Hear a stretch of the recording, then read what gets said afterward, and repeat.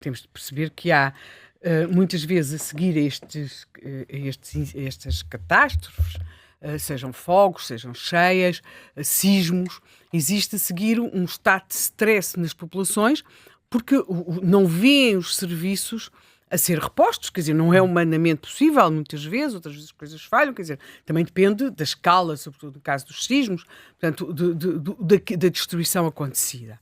Portanto, isto é óbvio que, e à medida que os dias passam, aquilo que era um desconforto, um imprevisto, uma situação de alguma gravidade, para alguns outros podem mesmo também estar a confrontar-se com gravíssimas perdas materiais, e depois temos o problema das perdas humanas, há ali uma situação em que as pessoas começam a viver em estado de exasperação. Claro. Nós estamos, é claro que aqui o que estamos a falar é de... Nós geralmente pois as populações muitas vezes vão criando, em relação a determinado tipo de incidentes, resiliência. Todos nós já vimos aquelas imagens dos sismos no Japão e como eles, na prática, lidam aquilo com uma aparente naturalidade que nos desconcerta. É claro que também contam para isso com uma enorme organização. Nós, curiosamente, já temos isso muito em relação aos incêndios, a forma como nós vemos, as próprias populações, como estamos organizados, a própria capacidade de olhar para aquilo que visto de fora de um país que não tem incêndios será uma situação apocalíptica e que para nós, de alguma forma, foi integrada. Nós vivemos numa coisa, numa ilusão terrível, e que é que Portugal tem bom tempo. Portugal tem extraordinários dias de bom tempo, excelentes dias de bom tempo, mas a nossa realidade não é o bom tempo. Nós, e não foi preciso virem as alterações climáticas para percebermos que temos fenómenos com alguma intensidade, mas esses fenómenos com alguma intensidade, estou a falar agora dos incêndios, estou a falar aqui, por exemplo, desta questão das redes elétricas. Se nós repararmos, não são coisas que a natureza nos deu. A gravidade, a gravidade das consequências dos incêndios ou dos ventos ciclónicos ou das chuvas muito fortes são muito acentuadas pela forma como nós ocupamos o território e como nós nos distribuímos no território. E nós temos de perceber isso. Não é um dia a natureza que resolve ser muito má para nós, e os nossos governantes não estão lá para nos salvar. A forma como nós vivemos o sítio onde fazemos as nossas casas, a forma como nós distribuímos no território, condiciona muito o impacto destas tempestades. Nós percebemos isso com os incêndios, não é? Todos os anos, quer dizer, eu devo ser a pessoa mais impopular no verão em Portugal. Felizmente tenho ao meu lado e pessoas que sabem muito mais disto, não é? E que a explicar, não se pode salvar aquela casa no cimo daquele monte. Não se pode, não se deve. Nós não temos nem meios para isso, meios económicos, e não se pode pedir humanamente aos bombeiros que vão lá, não é? Portanto, em relação aqui, e nós estamos aqui com uma situação muito dramática em termos de eletricidade, nós vivemos um dia de apagão e já nos sentimos, sei lá, no Armageddon. Imagine-se o que é estar 12 dias sem eletricidade. 12 dias sem eletricidade, sem poder ir a casa, ou com a casa com água, quer dizer, ou com tudo molhado. Portanto, tudo isto é terrível, ou estando ferido, tendo vizinhos que tiveram perdas, que viram pessoas morrer, e perderam parentes. Portanto, tudo isto é muito dramático. Nós vivemos alguns dias com aqueles comunicados da redes, a dizer que havia 76 mil clientes, 40 mil clientes, 45 mil clientes. Pois eu tive uma coisa estranha, porque às vezes havia mais clientes já sem eletricidade do que na véspera, não é? Mas afinal está a falhar tudo, e como sempre nós queremos. Eu só me lembro daquele ano terrível de 2017, em que de repente se acreditava que se tivéssemos árvores bombeiras, o país não tinha ardido. E nós quisemos acreditar nas árvores bombeiras. Eram as árvores bombeiras. Também as cabras, não é? Mas sabes que as cabras, elas comem muito mato. É verdade. Com muita cabra, muito menos arderia. Porquê? Porque nós temos uma floresta feita por um tempo em que as pessoas viviam e estavam lá, não é? Exato. Isso agora já nos entrou pela cabecinha, não é? Já começámos a perceber. Agora, aqui em relação à eletricidade, é óbvio que se começa por repor nos grandes núcleos urbanos, e aí baixam as estatísticas de quem das casas que estão sem eletricidade, mas depois tem de se começar a ir aos outros locais que estão dispersos pelo território, porque é assim que nós vivemos. Pronto, e é assim, não é? E, portanto, se nós estivéssemos na Amareleja, que está ali tudo concentrado, era mais fácil, não é? Eu não... Desculpa interromper, Helena. Eu não tenho a certeza que desta vez a prioridade esteja relacionada com onde há mais gente. Obviamente que é racional fazer isso. Claro. É ir pela massa crítica, onde há mais gente, é onde devemos ligar a eletricidade mais depressa. Mas eu tenho dúvidas, como sabes, eu estive no terreno na sexta-feira passada, e aquilo de facto é um trabalho hercúleo que se está ali a fazer.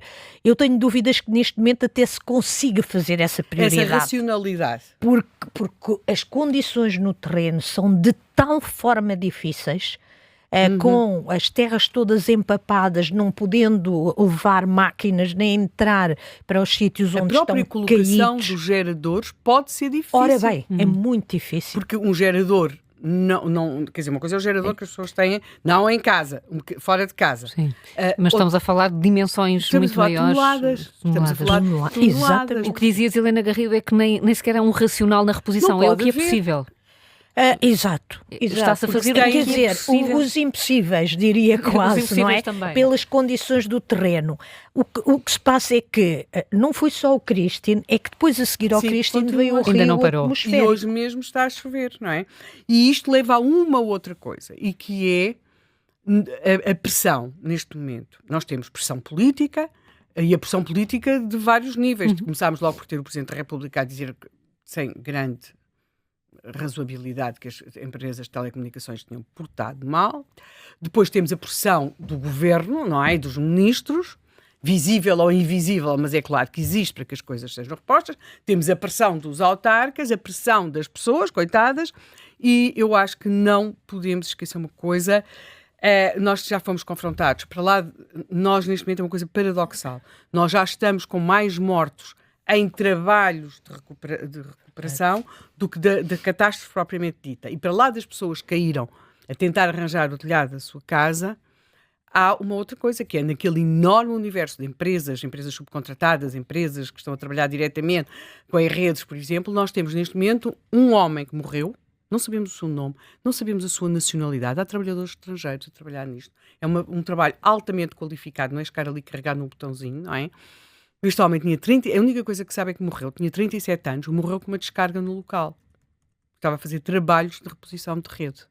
Portanto, foi agora aberto um inquérito às circunstâncias desta morte, não é?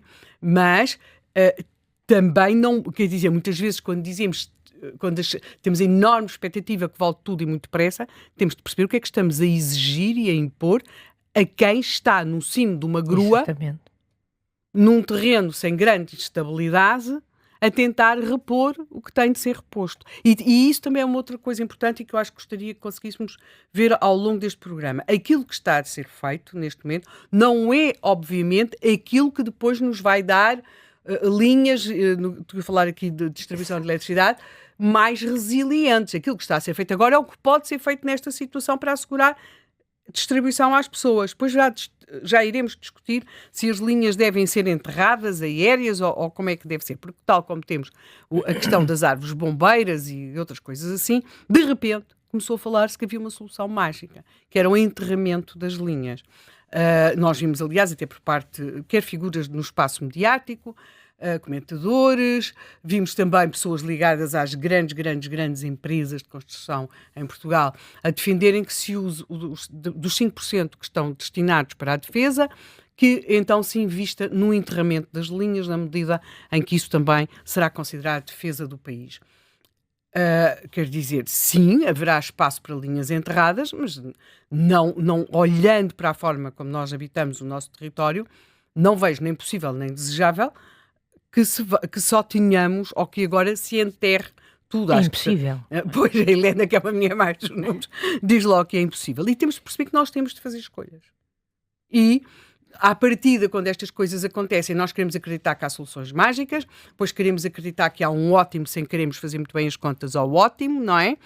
E sem percebermos também que as nossas escolhas condicionam pela forma como ocupamos o território, já aqui o referi, mas, por exemplo, também por outras matérias. Aliás, o Observador tem como sabe, o Observador tem pessoas que trabalham muito nesta área. O caso da Alexandra Machado e da Ana Suspiro. Aliás, a Ana Suspiro tem hoje, já aconselhei hoje de manhã que se ouvisse a história do dia, que é com ela, para explicar muito a questão das redes elétricas.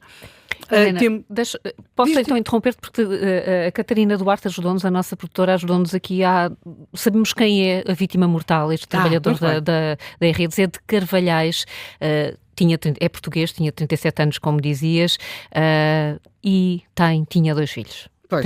Temos essa informação. Convém pôr um rosto.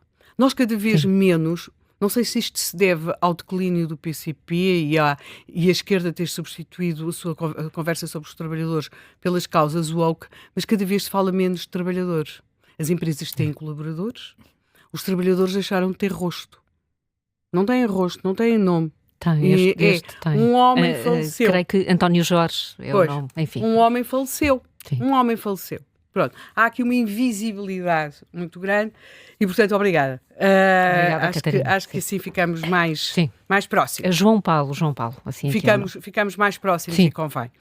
E no caso, por exemplo, e aí eu até estava também, voltando ao que estava a dizer, há aqui também vários artigos no Observador, reportagens, sobretudo artigos da Alexandra Machado, da Ana Suspiro, por exemplo, que chamam também a atenção para uma outra questão, e que é, por exemplo, todos nós, se eu disser aqui, vamos fazer uma aposta no digital, toda a gente me bate palminhas, não é? Porque é ótimo o digital. O digital é para tudo. Passamos a vida a falar dos logos do digital na burocracia.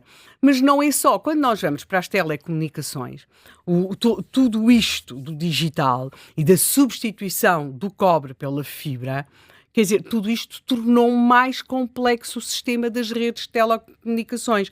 E resumindo, deixou-nos sem sistemas alternativos, porque muitas vezes o que acontece é que os operadores de telecomunicações partilham os mesmos espaços. O Zé Manuel também estava aqui com a questão da interoperabilidade, não é? Interoperabilidade. E, portanto, o que nós temos aqui é a questão das antenas. As antenas são partilhadas por vários operadores e, portanto, quando cai a antena, caem vários serviços de diferentes redes, não é? Logo, agora, é claro, se perguntarem, queres fibra? Claro que quero fibra. Quem é que não quer fibra? Quem é que... Não é? Mas isto tem também um outro reverso.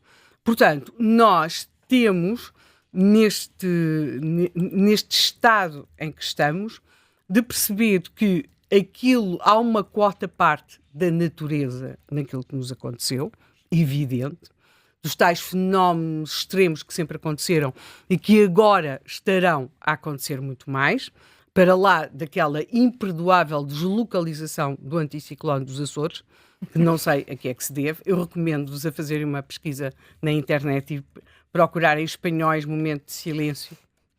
Pelo anticiclone dos Açores. É extraordinário, não é? Há vozes mais pessimistas que dizem que ele vai ficar onde está e que pode não voltar. Acho que temos de fazer assim, dizer que o adoramos, que o queremos, não é? Mas pronto, temos estas questões naturais, sejam elas ou não acentuadas por uma humana, essa é uma discussão, mas nós temos esta circunstância. Estamos aqui e é este o clima que temos.